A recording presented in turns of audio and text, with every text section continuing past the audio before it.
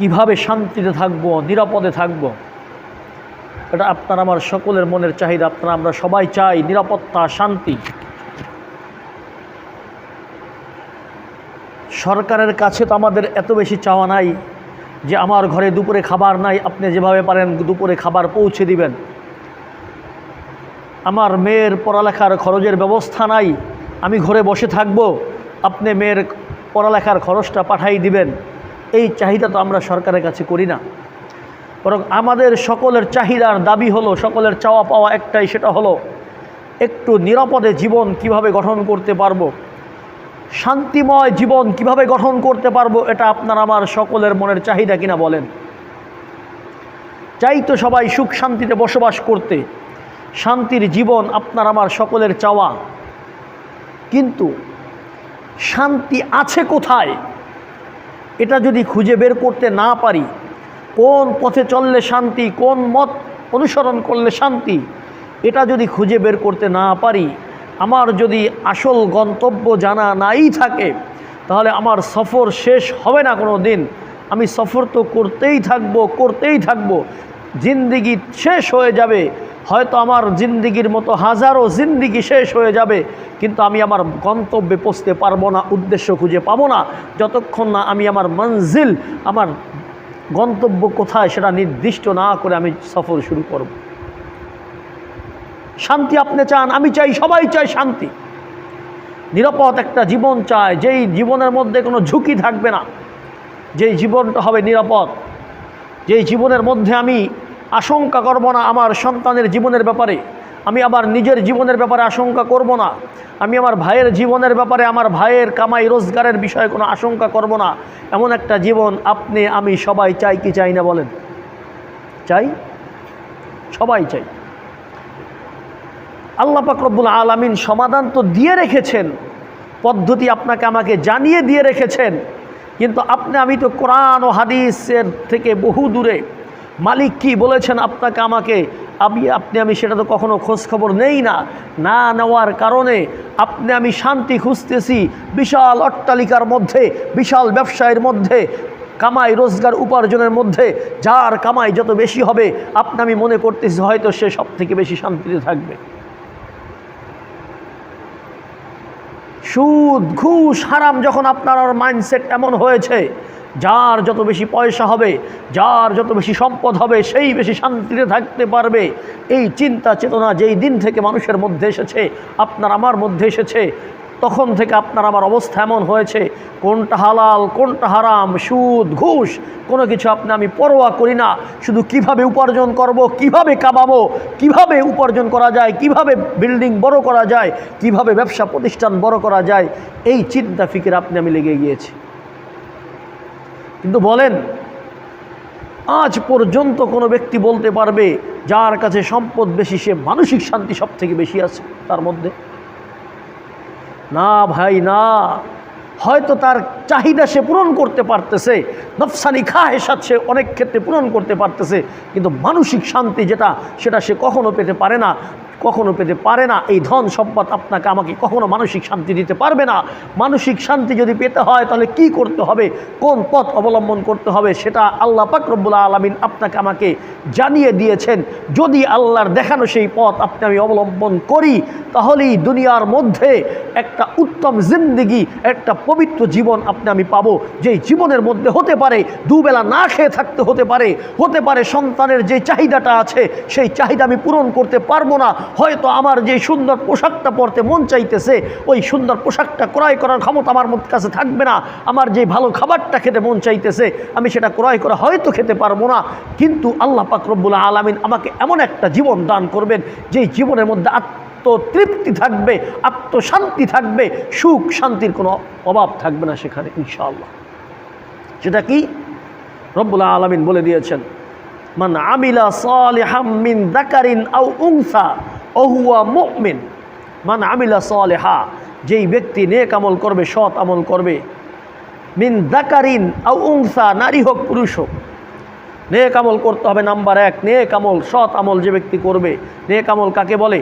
রব্বুল আলামিনের যত আদেশ আছে ওই আদেশগুলি রসুলের তরিক অনুযায়ী মানা, আর আল্লাহর যত নির্দেশ আছে ওই আল্লাহর যত নিষেধ আছে ওই নিষেধগুলিকে পরিত্যাগ করা, এটার নামই হলো নেক আমল। সুবহানাল্লাহ। নারী হোক অথবা পুরুষ হোক, যেই এই নেক আমল করবে, বাকি শর্ত হলো ওহুয়া মুমিন, ওই ব্যক্তিকে মুমিন হতে হবে, এক আল্লাহ বিশ্বাসী হতে হবে, ঈমানদার হতে হবে। আলহামদুলিল্লাহ, আলহামদুলিল্লাহ, রব্বুল আলামিনের শুকরিয়া যত আদায় করব তত কম হবে। যেই মালিক আপনাকে আমাকে জন্মসূত্রে মুসলমান বানিয়েছেন, আল্লাহু আকবার, আলহামদুলিল্লাহ বলি, সবাই আলহামদুলিল্লাহ বলি। মালিক জন্মসূত্রে মুমিন বানিয়েছেন, এই ঈমান অবস্থায় যেই ব্যক্তি নেক আমল করবে, ফালানুহিয়ান্নাহু হায়াতান তাইয়্যিবা, সুবহানাল্লাহ বলেন। মালিক বলতেছেন ফালানুহিয়ান্নাহু হায়াতান তাইয়্যিবা, আমি রব্বুল আলামিন তাকে একটা উত্তম জিন্দেগি দান করব, উত্তম জিন্দেগি দান করব, শান্তিময় একটি জিন্দেগি দান করব, উত্তম পবিত্র একটা জিন্দেগি দান করব, যেই জিন্দেগির মধ্যে কোনো কালো দাগ থাকবে না, যেই জীবনের মধ্যে কোনো অন্যায় অপরাধ থাকবে না। সুবহানাল্লাহ। অন্য জায়গায় আল্লাহ বলেন আল্লাযীনা আমানু ওয়া লাম ইয়ালবিসু ঈমানাহুম বিযুলমিন উলাইকা লাহুমুল আমনু ওয়া হুম মুহতাদুন। সুবহানাল্লাহ।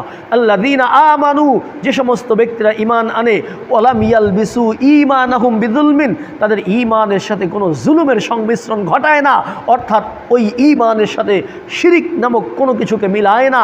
এমন মুমিন যারা হবে, শিরিক মুক্ত ঈমানদার যারা, যেই ঈমানদার কখনো শিরিকের ধারে কাছেও যায় না, তার ঈমানের মধ্যে শিরিকের মিশ্রণ ঘটায় না, রব্বুল আলামিন বলতেছেন উলাইকা লাহুমুল আমনু, তাদের জন্য রয়েছে নিরাপত্তা, তাদের জন্য রয়েছে নিরাপত্তা।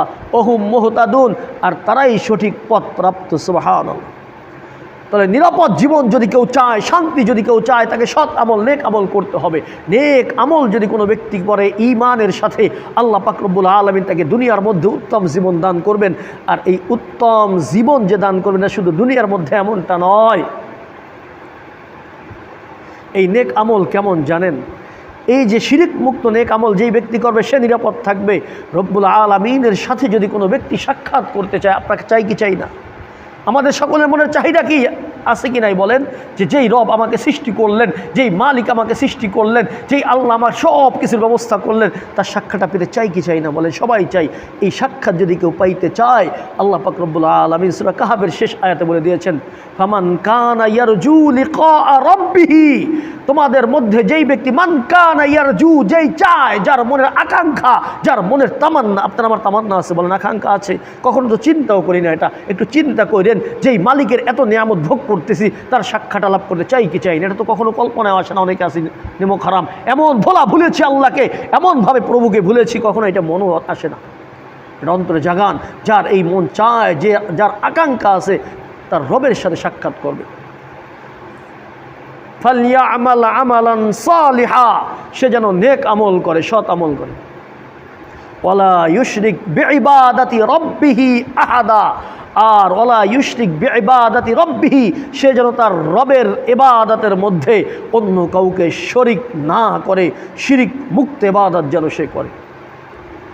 তাহলে দেখেন মালিক ওইখানে বললেন ঈমানদার যে সৎ আমল করবে তাকে দুনিয়ায় ওই ব্যক্তিকে উত্তম জীবন দান করবেন, উত্তম জিন্দেগি দান করবেন, তার জন্য দুনিয়ার মধ্যে নিরাপত্তার ব্যবস্থা মালিক করে দিবেন।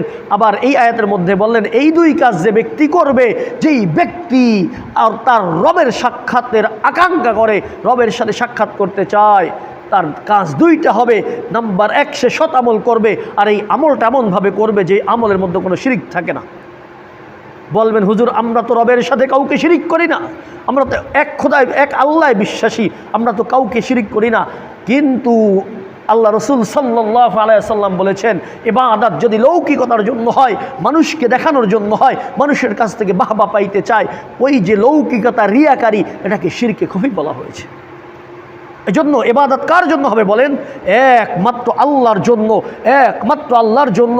দুনিয়ার কে কি বলে, কে প্রশংসা করবে, কে ভালো বলবে, এটা আপনার আমার মনের মধ্যে কখনো এই আকাঙ্ক্ষা তামান্না থাকবে না। একমাত্র আল্লাহর জন্য যখন ইবাদত হবে, এটাই হবে শিরক মুক্ত ইবাদত। বাকি ইবাদতটা হতে হবে রব্বুল আলামিনের নির্দেশ অনুযায়ী, রসুলের সুন্নত তরিকা অনুযায়ী। আন্তাজ যেমন মন চায় এমন করলাম না, যেমন মন চায় এমন ইসলাম সমর্থন করে না। ইসলাম যেটা বলেছে, মালিক যেভাবে নির্দেশ দিয়েছেন, আল্লাহ পাক রব্বুল আলামিন যেভাবে নির্দেশ দিয়েছেন, আল্লাহর রসুল যেভাবে ইবাদত করার পদ্ধতি আপনাকে আমাকে শিক্ষা দিয়েছেন, ওই পদ্ধতিতে রবের বিধান পালন করতে হবে। যদি ওই পদ্ধতিতে রবের বিধান পালন করি, সেটা হবে আমলে সালেহা, নেক আমল। আর যখন এই আমলটা একমাত্র রবের জন্য হবে, ইন্না সালাতি ওয়া নুসুকি ওয়া মাহইয়ায়া ওয়া মামাতি লিল্লাহি রাব্বিল আলামিন, বলেন সুবহানাল্লাহ। ইন্না সালাতি আমার নামাজ, অনুসুকি আমার কোরবানি, ওমাহিয়ায়া মামাতি আমার বেঁচে থাকা মৃত্যুবরণ, এই সব কিছু লিল্লাহি রাব্বিল আলামিন, বিশ্বের প্রতিপালক আল্লাহর জন্য। যখন এমন হবে, এই ইবাদতটা এমন হবে, ওই ইবাদত হবে পাওয়ারফুল ইবাদত। ওই ইবাদতটা হবে আল্লাহ পাক রব্বুল আলামিনের মনোপুত ইবাদত, যেই ইবাদতকে রসুল শিক্ষা দিয়েছেন, যেই ইবাদত আল্লাহ পছন্দ করেন, যেই ইবাদতটা করলে আল্লাহ বান্দাকে কাছে টেনে নেন। ওই ইবাদত হবে যখন আমার ইবাদতটা একমাত্র আল্লাহর জন্য হবে। যদি এমন ইবাদত দুনিয়া থেকে করে যেতে পারি, আর ইবাদতের মধ্যে কাউকে যদি শরিক না করি, মালিকের সাক্ষাৎ আখিরাতে লাভ করা যাবে, বলেন না সুবহানাল্লাহ। আর মালিকের সাক্ষাৎ কে পাবে? যারা জান্নাতে যেতে পারবে, জান্নাতীরাই একমাত্র রবের সাক্ষাৎ পাবে। এই সাক্ষাৎ পাওয়ার আকাঙ্ক্ষা মনের মধ্যে আছে কিনা বলেন? একটু চিন্তা করেন, যেই মালিকের এত কিছু ভোগ করতেছি, যেই মালিকের এত অনুগ্রহ আমার উপর, তার সাক্ষাৎটা পাওয়ার আকাঙ্ক্ষা সবসময় মনের মধ্যে রাখেন। এই আকাঙ্ক্ষা সবসময় মনের মধ্যে রাখতে হবে, সব সময় রবের সাক্ষাতের আকাঙ্ক্ষা মনের মধ্যে রাখতে হবে।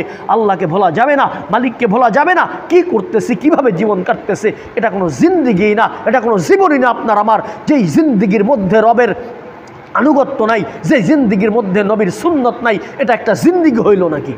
এটা একটা জিন্দিগি? কখনো কল্পনা করে দেখেছি কিভাবে জীবন কাটতেছে, কেমন কাটতেছে? কুকুর শুয়ারের জীবন যেমন কাটতেছে, আপনার আমার জীবনটা এমন কাটতেছে। এটা তো জিন্দিগি মানুষের হতে পারে না। মানুষের তো আল্লাহ বিবেক দিয়েছে, আকলে মাআত দিয়েছে, পরিণামের জ্ঞান দিয়েছে। আমি যে কাজ করতেছি এর পরিণাম কি হবে, এর জন্য আমি কোন উপকারের সম্মুখীন হব, কোন ক্ষতির সম্মুখীন হব, এটা বোঝার তৌফিক আল্লাহ দিয়েছে। এই বিবেকটাকে একটু খাটাইয়া আমরা এইভাবে ইবাদত করার চেষ্টা করি, এটাকে কাজে লাগানোর চেষ্টা করি, তাহলে হয়তো সফলতা ইনশাআল্লাহ পেয়ে যাব। দুনিয়ার মধ্যে নিরাপত্তা, শান্তি পাবো। দুনিয়ার যত তন্ত্র মন্ত্র আছে, এগুলো দিয়ে দুনিয়ার মধ্যে শান্তি আনা যাবে না। অপরাধ মুক্ত দেশ করা যাবে না। দেশকে যদি অপরাধ মুক্ত করতে চাই, রবের বিধানকে বাস্তবায়ন করতে হবে। আল্লাহ পাক রব্বুল আলামিনের বিধানকে যদি আল্লাহর জমিনে বাস্তবায়ন করা হয়, অটোমেটিক অপরাধ দুনিয়া থেকে বিলুপ্ত হয়ে যাবে। যা আল হাক্কু ওয়া যাহাকাল বাতিল, যখন হক আসবে, সত্য আসবে, তখন বাতিল এমনি পালাবে, দূরীভূত হবে। এই জন্য তন্ত্র মন্ত্র, গণতন্ত্র, এই তন্ত্র, সেই তন্ত্র সব বাদ। একমাত্র কোরআনের বিধান যখন বাস্তবায়ন হবে, আল্লাহর দেওয়া বিধান যখন বাস্তবায়ন হবে, অটোমেটিক দুনিয়ার মধ্যে শান্তি নিরাপত্তা চলে আসবে। আর শান্তি নিরাপত্তার জন্য বিচার বিভাগের হয়তো প্রয়োজন হবে না, যখন সব মানুষ আল্লাহর বিধান অনুযায়ী বাস্তবায়ন আপনি করবেন। এই জন্য আসেন ওই তন্ত্রমন্ত্র বাদ দিয়া, দুনিয়া সাময়িক 2-1 দিনের দুনিয়া, 2-4 দিনের ধোকার দুনিয়া, এই দুনিয়া ছেড়ে আপনাকে আমাকে যেতেই হবে। এখানে থাকার কোনো সুযোগ নাই। আমাদের পূর্বে বহুত নেতা খাতা ছিল, বহুত রাজা বাদশা ছিল, বহুত কিছু করতে চেয়েছে, তারা পারে নাই। এই জন্য যাদের দায়িত্ব এখন এই দেশ পরিচালনা, তাদের কাছে আমাদের আবেদন থাকবে, দেশটাকে কোরআন হাদিসের আলোকে চালানোর চেষ্টা করেন। আপনিও দুনিয়ায় আখেরাতে শান্তি পাবেন, জনগণও শান্তি পাবে। আপনার দুনিয়া আখেরাত কল্যাণকর হওয়ার একটা মাধ্যম যদি আপনি চান, আপনি যদি চান আপনার আখেরাতকে সাজাইতে, আখেরাতকে যদি চান আপনি সুসজ্জিত করতে, তাহলে কোরআনের বিধান অনুযায়ী সব কিছু করার চেষ্টা করেন। এই কোরআনের বিধান আপনার আমার খেলাফ এমন কিছু না, যেটা আপনার আমার জন্য কষ্টসাধ্য হবে এমন কিছু না। আপনি যতই কোরআনকে বাদ দিয়ে, রসুলের সুন্নতকে বাদ দিয়ে যত আইন করেন না কেন, সব বাতিল, সব বাতিল, সব বাতিল। এগুলি কোনো উপকার আসবে না। এগুলি দিয়ে কখনো দেশের মধ্যে শান্তি